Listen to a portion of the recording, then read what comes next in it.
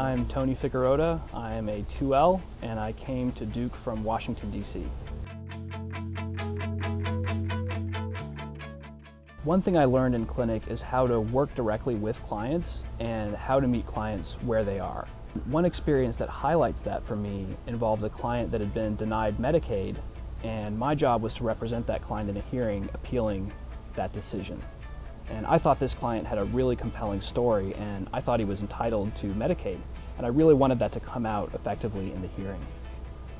But when I started working with this client to develop his testimony, I realized that my approach with him simply wasn't working.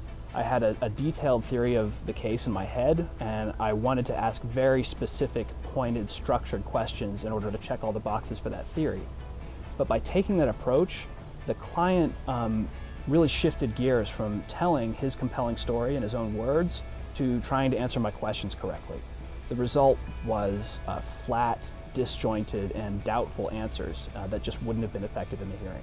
So I really had to take stock and alter my approach to act as more of a guide for the client and not an examiner.